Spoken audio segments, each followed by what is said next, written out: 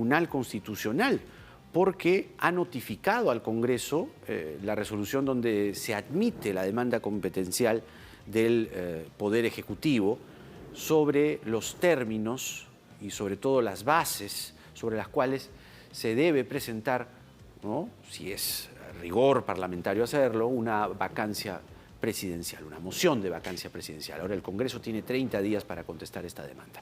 Vamos a tomar contacto ahora con el magistrado del Tribunal Constitucional, el doctor Carlos Ramos. ¿Cómo le va, magistrado? Bienvenido, buenas noches. ¿Qué tal, Jaime? Muy buenas noches. Bienvenido.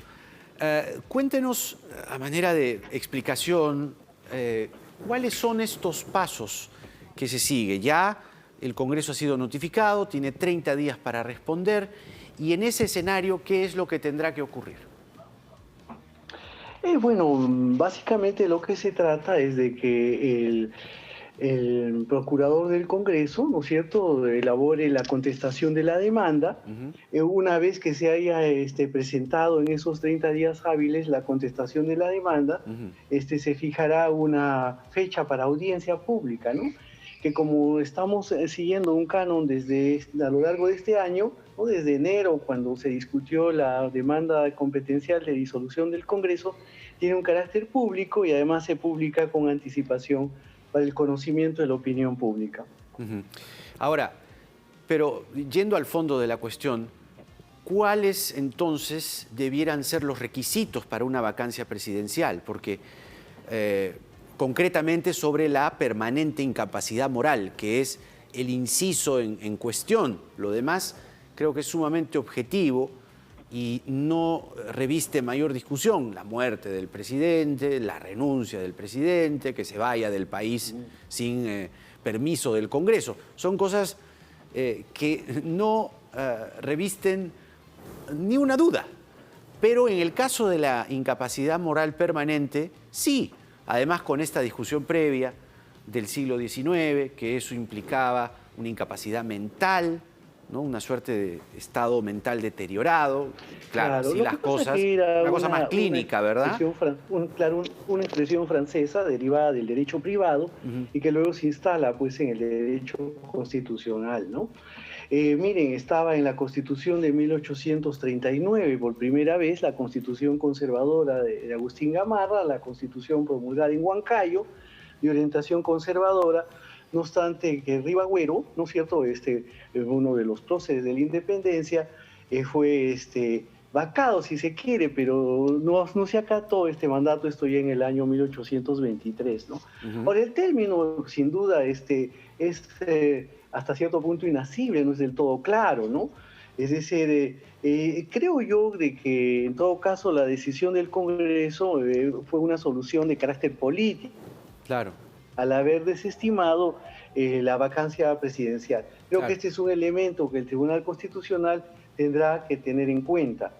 Creo que una decisión final, ¿no es cierto?, tiene que combinar dos elementos a mi juicio. Por un lado, los elementos políticos, es decir, la atribución del Congreso, y algunos elementos jurídicos que hagan una mejor precisión de lo que se entiende por incapacidad moral, ¿no?, permanente.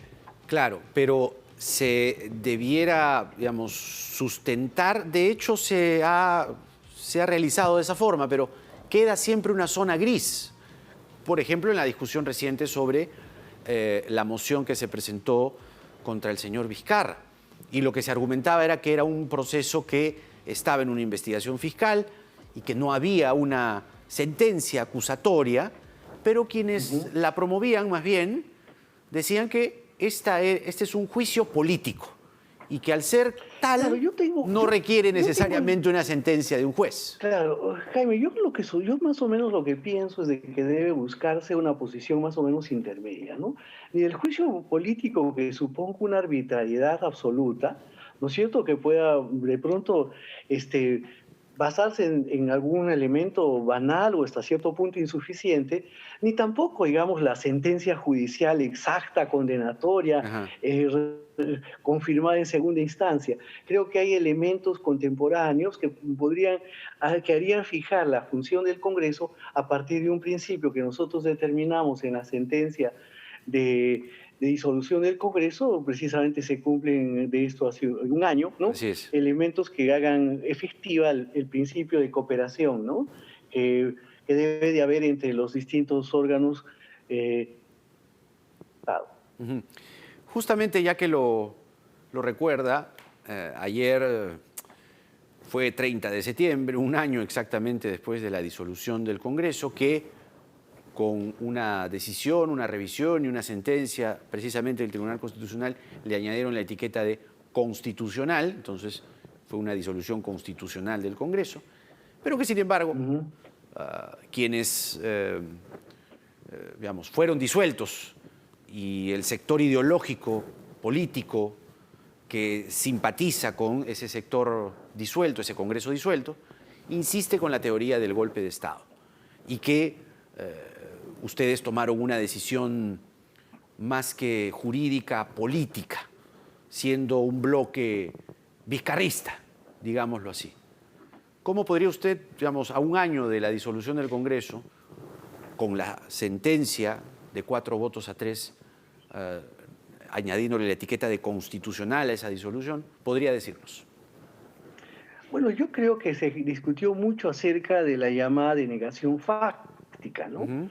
Pero yo creo que se trató sin duda de una denegación real, ¿no? Manifiesta, clara, bastante rotunda. Creo que marca la diferencia entre aquellos que son partidarios de lo que sería la letra y aquellos que son partidarios del espíritu de la ley. Frente a que están aquellos que siguen la letra de la ley, ¿no es cierto?, que podría tildarse incluso de una posición farisea, ¿no es cierto?, porque no interesa el espíritu, sino solamente la letra de la ley, bueno, seguirían esa línea, ¿no? Pero creo que en realidad se trató sin duda de una clara, de una evidente denegación de confianza, ¿no? Es decir, ese fue nuestra razón, nuestro motivo de justificación. Pero también hay otro detalle de argumentación. La crisis política no se retrotrae, no se circunscribía a la simple denegación de confianza. Yo podría decir que esta fue la coronación o el cenit, digamos, la cristalización final de una crisis política que ya se venía dando desde prácticamente las elecciones en las que había vencido Pedro Pablo Kuczynski, ¿no? Sí. Y que dio lugar a una configuración del Congreso con una gran mayoría, ¿no es cierto?, de una determinada orientación y una posición bastante débil de Kuczynski, que se podía ver incluso, por ejemplo, cuando juró como presidente de la República. La situación esta no se resolvió políticamente como debió haberse resuelto este tema. El caso de la vacancia, no sé si se ha resuelto definitivamente, pero hubo un esfuerzo de solución política. Claro. En el caso de la disolución del Congreso, los elementos políticos se agotaron. Es decir, hubo necesidad de una solución de carácter constitucional con intervención del Tribunal Constitucional, ¿no es cierto?, que creo que hace las veces de un elemento hasta cierto punto pacificador en los conflictos interinstitucionales. Es verdad, ¿no? claro, las leyes están para interpretarse, ciertamente, pero Exactamente. a su juicio, ¿en qué momento exacto, aquel 30 de septiembre del año pasado, se denegó la confianza al gabinete del Solar? ¿En qué momento exacto se produce eso? Bueno, ese momento se produce cuando se niega la posibilidad, se niega la suspensión del proceso de elección de los magistrados del Tribunal Constitucional, ¿no? En ese momento. Claro. Y además venía la parte previa en la que no dejaban entrar al ministro, al primer ministro, nada menos. Al primer ministro, ¿no? claro. Cosa que está en la Constitución. Detalles, ¿no es cierto? Claro. Claro. En conjunto, lo que podía verse, digamos, a lo largo de esa jornada es una clara intención de negar la confianza y de obstaculizar una prerrogativa constitucional del primer ministro en ese momento. Claro. Un tema adicional, magistrado Ramos, tiene que ver con lo que está pasando en el Congreso. Bueno, están pasando varias cosas, pero hay una que tiene que ver directamente con su institución, el Tribunal Constitucional. Hay una comisión que está delineando el marco para elegir nuevos magistrados en el Tribunal Constitucional. En la reunión entre el presidente y el señor Merino, a su salida este último dijo que el suelo está parejo, que no hay prisas en la comisión. Sin embargo, las suspicacias continúan cuando aparentemente, ahora han bajado un cambio, pero iban la semana pasada a velocidad de crucero. ¿Cuál es la preocupación que podría expresar usted, si es que la tiene o las tiene, sobre esta comisión? Bueno, en principio debe reconocerse que esta es una prerrogativa del Congreso, que nuestros mandatos se encuentran vencidos desde junio del año pasado, pero también es cierto que nosotros en la sentencia esta competencial de disolución del Congreso insistimos mucho, ¿no? Hay todo un apartado allí en la necesidad de que se respete el principio de deliberación, ¿no? Que haya un profundo escrutinio público, es decir, entre los candidatos. Yo tengo la impresión que al comienzo como que iban de manera muy precipitada. Tengan que buscar nuestros reemplazos, no olvidemos de que mecanismos de esta naturaleza, ¿no?, que se siguieron muy rápido, de manera muy fugaz, muy repentina, acabaron mal, ¿no?, en el año 2013 y en otras ocasiones también. Claro. De tal manera que creo que ha hecho bien el señor Rolando Ruiz, que fue un hombre respetable y lúcido, el presidente de la comisión, en darse un tiempo más, un poco más prolongado para escuchar las voces de la opinión pública, ¿no?, y de los organismos entendidos en esta materia. Claro, pero a su juicio ya no hay entonces esta premura y esta rapidez que se vio al comienzo. ¿Cree que ahora sí están siendo reflexivos y van a, digamos, elegir magistrados de una forma razonable? Yo espero que sí, ¿no? No olvidemos de que ellos han optado por el sistema de concurso público.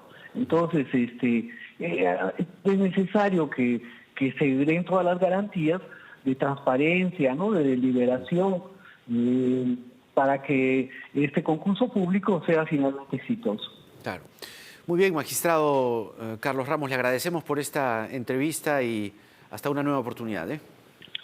Bueno, Jaime, hasta luego. Saludos. Luego. Muchas gracias. El magistrado del Tribunal Constitucional, Carlos Ramos, con nosotros. Nos vamos a la pausa en el programa, pero vamos a conversar ahora con quienes quieren llegar a un puesto público o de representación en el próximo quinquenio. Viene con nosotros Sergio Tejada, de Juntos por el Perú, porque nada está dicho.